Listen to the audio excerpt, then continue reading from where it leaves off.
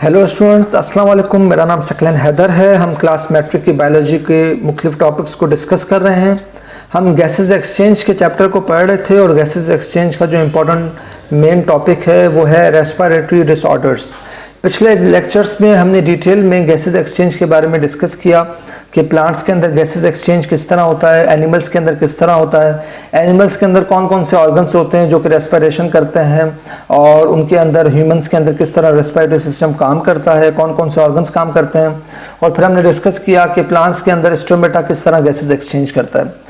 इसी तरीके से जब भी बॉडी के अंदर कोई सिस्टम्स हम डिस्कस करेंगे तो ऑब्वियसली उन बॉडी में डिसऑर्डर्स भी होते होंगे, उन बॉडी में डिजीजेस भी पैदा होती होंगी, वो ऑर्गन्स कभी कभार अपने ऑर्डर से हट जाते होंगे। तो ऐसे तरह के डिसऑर्डर्स को कहा जाता है, रेस्पिरेशन की अगर हम बात करें तो हम उसे कहेंगे रेस्पिरेटरी डिसऑर्डर्स।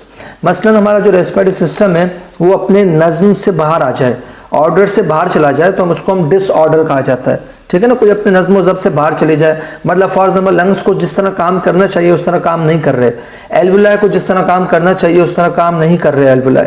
इसी तरीके से हमारा ट्रैकिया, हमारा नोज़, हमारे जो भी बॉडी के पार्ट्स हैं जो रेस्पिरेशन करवाते हैं मेन पार्ट्स, अगर वो सही तरह वर्कआउट नहीं कर रहे तो उन बीमारियों को हम कहेंगे रेस्पिरेटरी डिसऑर्डर्स। पहली बीमारी जो कि रेस्पिरेशन से या रेस्पिरेटरी ऑर्गन से ताल्लुक़ रखती है उस बीमारी को कहा जाता है ब्रोंकाइटिस या ब्रोंचाइटिस। आप किसी भी तरह इसको जो है ना प्रोनाउंस कर सकते हैं। ब्रोंकाइटिस बेसिकली क्या है? Inflammation of air passage.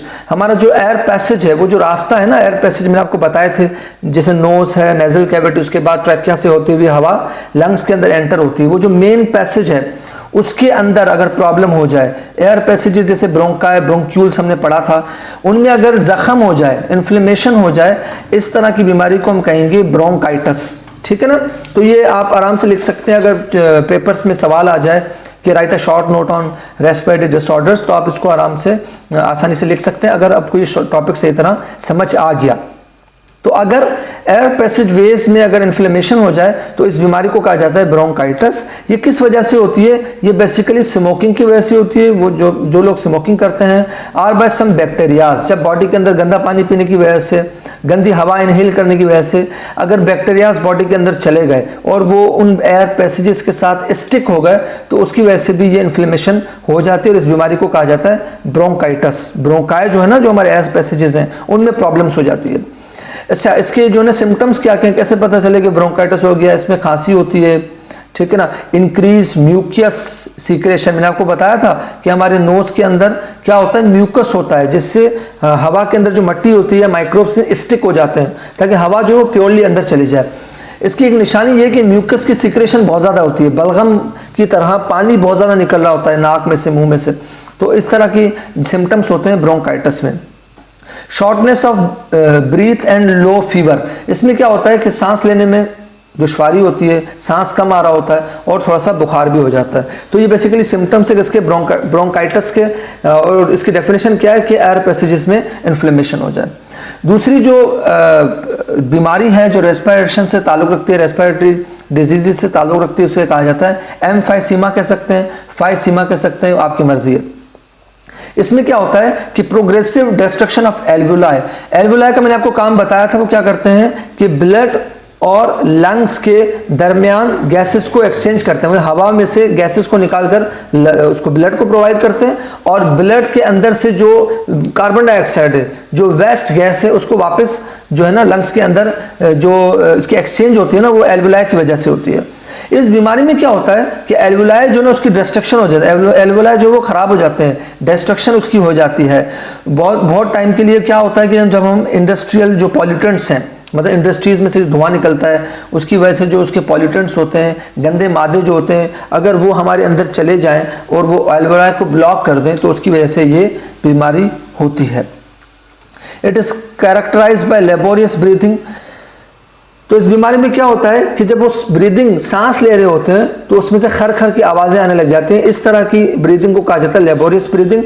और इसकी वजह से क्या होता है, कफ होती है, बहुत ज़्यादा खांसी होती है, और खांसी के अंदर बलगम, फ्लेजियम कहा जाता है बलगम प्रोडक्शन को। बलगम जब बहुत ज़्यादा बढ़ जाए तो ये सिम्टम्स होते हैं फाइसीमा बीमारी के, जिसमें एल्वुलाई की डिस्ट्रक्शन होती है। उसके बाद तीसरी बीमारी है जो रेस्पिरेटरी डिसऑर्डर्स में काउंट होती है, वो बेसिकली इसको कहा जाता है निमोनिया। निमोनिया में क्या होता है, निमोनिया में बेसिकली अगर भी बैक्टीरिया, वायरसेस और फंजाई, ये बेसिकली मेन कॉजेटिव एजेंट्स हैं निमोनिया के, इनकी वजह से ये निमोनिया होती है। इसमें क्या होता है, इसमें भी एल्वेलाई जो है वो अफेक्ट हो जाता है, फिल्ड विद फ्लूइड एंड पस। फंजाई, वायरस या बैक्टीरिया की मौजूदगी की वजह से क्या होता है, जो हमारी एल्वेलाई है, छोटे छोटे जो पाउच बने हुए होते हैं जो एक्सचेंज ऑफ गैसेस करते हैं ब्लड और हवा के दरमियान, उनके अंदर पानी भर जाए या उनके अंदर पस, गंध भर जाए, क्योंकि वैसे बैक्टीरिया, फंजाई, वायरसेस की वजह से, और सांस लेने में डिफिकल्टी हो, इस तरह की बीमारी को कहा जाता है निमोनिया। इसमें फीवर होता है, खांसी होती है, ठंड होती है, चिल होता है और चेस्ट पेन होता है, सीने में दर्द होने लग जाता है। अच्छा, निमोनिया के बाद एक और बीमारी है जो रेस्पिरेटरी डिसऑर्डर होती है, वो है अस्थमा। अस्थमा एक नॉर्मल बीमारी है जो आप बहुत ज़्यादा सुनते हैं। इसमें क्या होता है कि इसमें जो लंग्स हैं, लंग्स के जो एयरवेज होते हैं उसमें इन्फ्लेमेटरी कंडीशन हो जाती है, उसमें इन्फ्लेमेशन हो जाती है। इस तरह की बीमारी को कहा जाता है अस्थमा। इसमें क्या होता है, ब्रीथनेस जो है ना, सांस लेना, उसमें शॉर्ट सांस बड़ी मुश्किल से हो रही होती है, चेस्ट में पेन होता है, फीवर होता है, वीजिंग साउंड ड्यूरिंग एक्सपायरेशन, जब हम सांस को बाहर निकाल रहे होते हैं तो उसमें से क्या होता है कि वीजिंग, उसमें से भी आवाज़ें आ रही होती है जब हम सांस को बाहर निकाल रहे होते हैं। बहुत ज़्यादा खांसी होती है इस तरह की बीमारी में। और इसमें क्या होता है कि ये किसकी वजह से होती है, अगर हम चेक करें कि भाई किस वजह से होती है, हम उन चीज़ों से दूर रहें ताकि हम अस्थमा की बीमारी से बच सकें, तो ये बेसिकली पॉलेंस, जो मिट्टी के अंदर जो छोटे छोटे ज़रात होते हैं उनको हम पॉलेंस कहते हैं, या डस्ट, मिट्टी की वजह से, स्मोक की वजह से, धुएं की वजह से, फर वगैरह, फीदर्स वगैरह जो होते हैं, उन सब्सटेंस की वजह से क्या होता है कि लंग्स के जो एयरवेज होते हैं वो ब्लॉक हो जाते हैं, उनमें ब्लॉकेज होती है, तो सांस लेने में दुश्वारी होती है, जिसकी वजह से अस्थमा हो जाता है। ठीक है ना। तो ये बीमारी अस्थमा जो है ना, ये भी एक तरह का रेस्पिरेटरी डिसऑर्डर है जिसमें एलर्जी हो जाती है। उसके बाद जो बहुत ज़्यादा खतरनाक बीमारी है जिससे बहुत ज़्यादा डेथ का इम्कान, दूसरी बीमारियों को तो इलाज हो सकता है लेकिन लंग कैंसर बहुत ज़्यादा खतरनाक बीमारी है। और ये जो लंग कैंसर है, ये बेसिकली आपको नाम से पता चल रहा है कि ये लंग्स से ताल्लुक़ रखता है। इसमें लंग्स जो है ना वो ख़राब हो जाते हैं। और ये किस वजह से होती है, ये भी स्मोकिंग की वजह से। स्मोकिंग बहुत ज़्यादा खतरनाक है क्योंकि एल्वेलाई को, ब्रोंकाई को, ब्रोंचुअल्स को, इन सबको ब्लॉक कर देता है, उसमें एक लेयर बना देता है, स्मोक की लेयर बन जाती है, जिस वजह से सांस लेने में मुश्किल हो जाती है और रेस्पिरेटरी डिसऑर्डर्स होते हैं। इस एबनॉर्मलिटी की वजह क्या है, स्मोकिंग है या हवा की अगर पॉल्यूशन है, हवा अगर गंदी है तो उसकी वजह से भी ये होती है। इसके मेन सिम्टम्स क्या है, निशानी क्या है, कैसे पता चले कि अल्लाह माफ़ करे हमें लंग्स कैंसर हो चुका है, तो वो बेसिकली जब खांसेगा तो उसमें से ब्लड निकलना शुरू हो जाएगा, शॉर्टनेस ऑफ ब्रीथ, सांस लेने में कमी होगी, और जो है वेट जो है ना वो लॉस हो जाएगा, बोन एक, जो हड्डियां हैं उसमें दर्द होगा, थकने लग जाएंगी बहुत ज़्यादा, ठीक है ना, वीकनेस होगी, थकावट होगी, ये सारी चीज़ें अगर होने लग जाएं तो हम इसको कहेंगे कि it is basically lungs cancer. ये साइड में कुछ जनरल नॉलेज लिखी हुई है कि कितने लोग जो है ना वो निमोनिया की वजह से 25% मरते हैं, कितने लोग जो है ना लंग्स कैंसर की वजह से मरते हैं 7%, 21%, ये आप याद कर सकते हैं। MCQs में भी आ सकता है और आपकी नॉलेज के लिए भी बहुत ज़्यादा ज़रूरी है। उम्मीद है कि आपको ये लेक्चर समझ आ गया होगा। अपना ख्याल रखिएगा और कोई भी क्वेश्चन हो आप हमसे कमेंट में पूछ सकते हैं। अल्लाह हाफ़िज़।